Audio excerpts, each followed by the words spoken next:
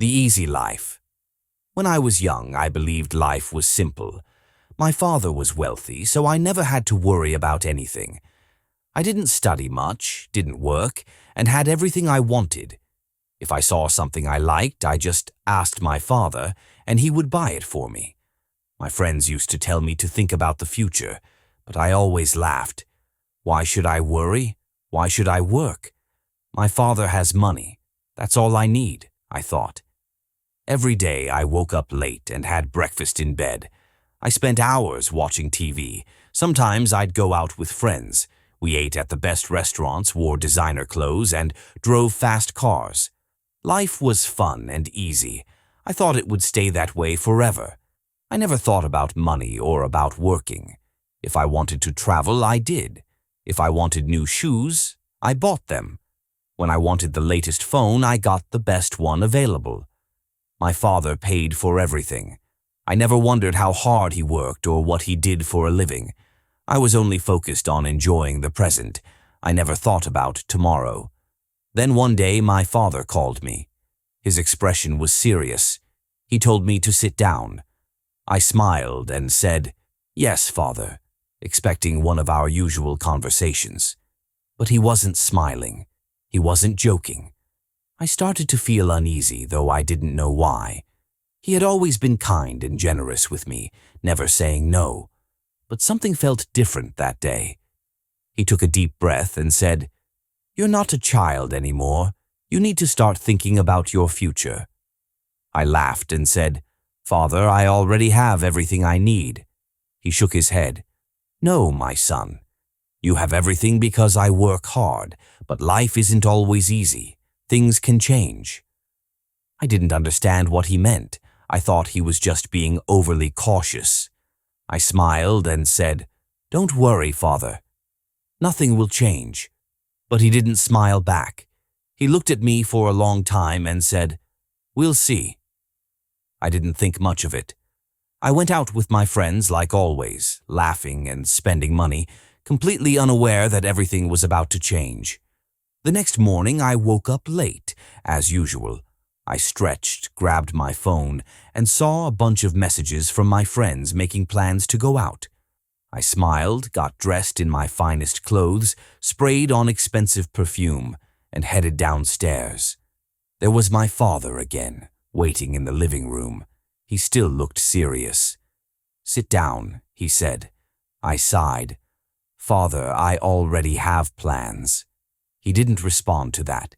He just looked at me and said, "You're not a boy anymore. You need to learn about life." I rolled my eyes. "Father, I know about life." He shook his head. "No, you don't." Then he said something unexpected. "Come with me." I followed him outside. He walked to his car. I had no idea where we were going.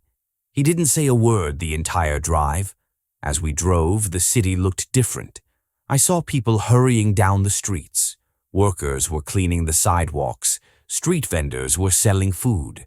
I had never really noticed any of this before, but that day I did. Eventually, we stopped in a part of the city I had never been to. The buildings were old, the streets were dirty, and the people looked tired. My father pointed to a man selling fruit. "Look at him," he said. "He wakes up before sunrise and works all day. He doesn't rest. He doesn't complain. He works hard to feed his family." I didn't say anything. Then he showed me a small shop where an old woman was sewing clothes. "She's been working like this for 40 years, he said. "She doesn't have much money, but she never stops. She works every single day." I looked at the woman. She looked exhausted, but she kept sewing without pause. I had never seen people like that before. I had never even thought about them. My father turned to me and asked, "Do you see now? Life isn't easy for everyone. Some people work incredibly hard just to survive. But you've never worked a single day." I felt something shift inside me. I didn't know what to say. I looked away. For the first time in my life, I felt small. I felt different. We got back in the car. My father didn't say a word. He just drove. I sat quietly, lost in thought. The images of the man selling fruit and the woman sewing clothes stayed in my mind. I had never truly seen people before. I had never truly understood life until that day. A new beginning. I had never thought about work. Life had always been easy for me. But now something inside me felt different, though I couldn't explain why. After a while, my father stopped the car again. This time we were in front of a large building, his office. I had been there before, but only briefly, usually just to ask for money. "Come," he said as he stepped out. I followed him inside. The office was busy. People were walking quickly, phones were ringing, and papers were stacked everywhere. He led me into his office, sat down, and looked me in the eyes. "Do you know what I do every day?" he asked. I shrugged. "You work," I said. He nodded. "Yes, but do you know how hard I work?" I didn't answer. "I wake up early. I make tough decisions. I solve problems and manage this entire company. And I do it all for you." I looked around. I saw the tired faces of his employees. Some were typing, some were making calls, others were buried in paperwork. I had never noticed any of this before. I had only seen the money he gave me, never how he earned it. Suddenly, I felt something unfamiliar. Guilt. Then my father handed me a small notebook. "Starting tomorrow, you'll work here." I laughed. "Me? Work?" He didn't laugh. "Yes, you'll start from the bottom. You'll learn." I was shocked. "But I don't need to work," I protested. He shook his head. "You do, because one day I won't be here. Then what will you do?" I had no answer. I had never imagined life without him. I had never thought about the future, only about my comfort. But now I had no choice. My father had made the decision. Tomorrow my life would change. The next morning I woke up early. It felt strange. I was used to sleeping in, but today was different. I got dressed and went downstairs. My father was waiting for me. He handed me a small bag. "Your lunch." I looked at him in surprise. "Lunch? Can't I eat at a restaurant?" He shook his head. "Workers bring their own lunch, and today you're a worker." We drove to the office, but he didn't take me to his large corner office. Instead, we went to a small room filled with desks and computers. People were busy typing, reading, and working silently. A serious-looking man in glasses approached us. "This is Mr. William," my father said. "You'll be working under him." Then he left. Mr. William turned to me. "Come with me," he said, walking quickly. I followed him through the room. He pointed to a small desk and chair. "You'll check these papers," he said, placing a large stack in front of me.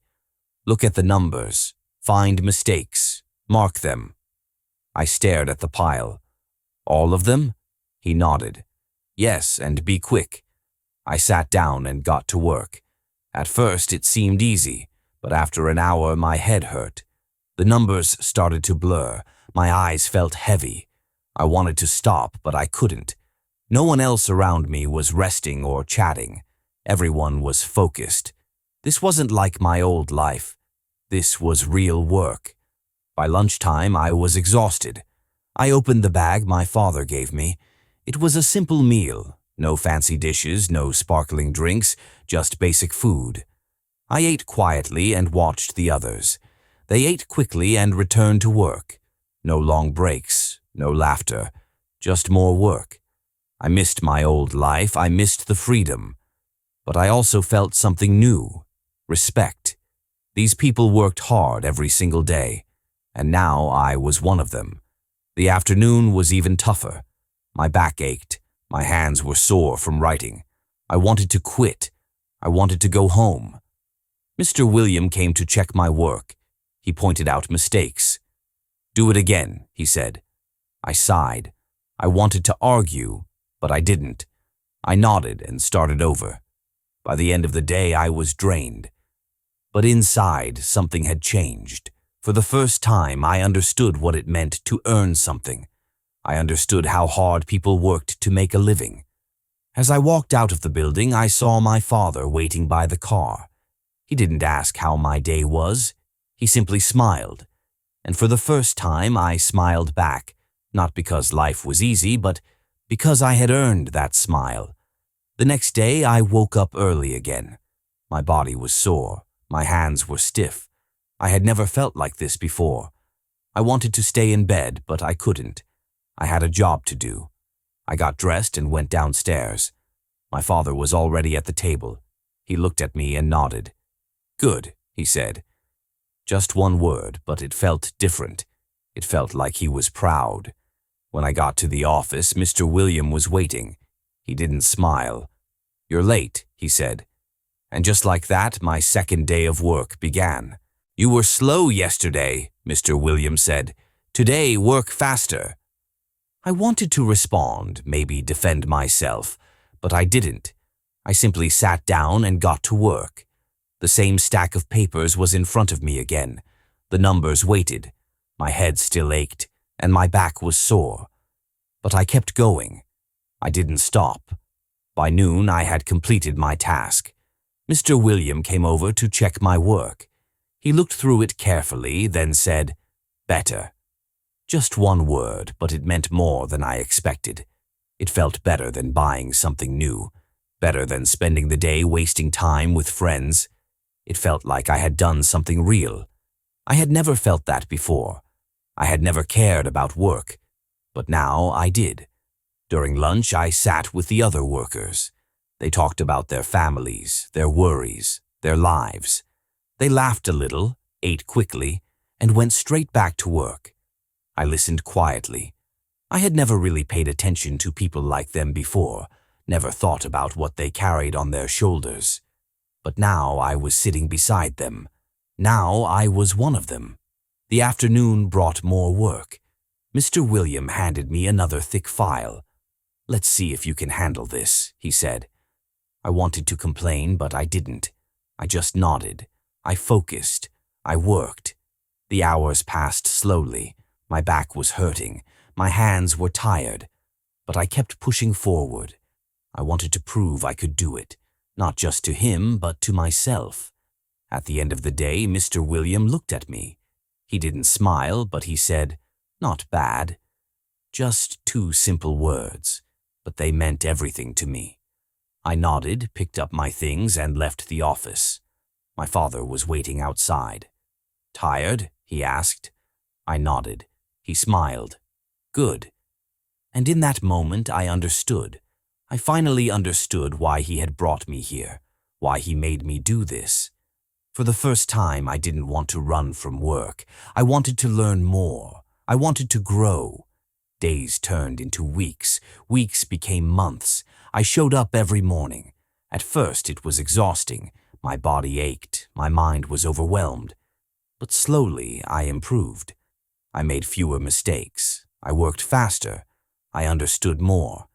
Mr. Williams still didn't smile much, but he stopped criticizing me. Sometimes he even said, "Good job." And those words felt better than any gift I'd ever received. I started to understand the value of money. Before, I only knew how to spend it. Now I knew what it took to earn it.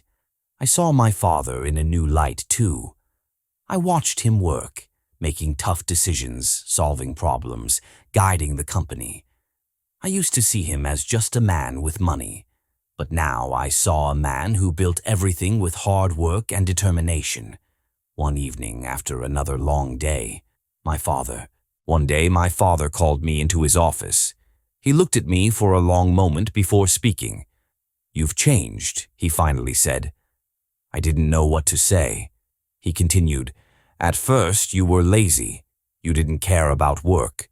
But now you understand." I nodded. He was right. I wasn't the same person anymore.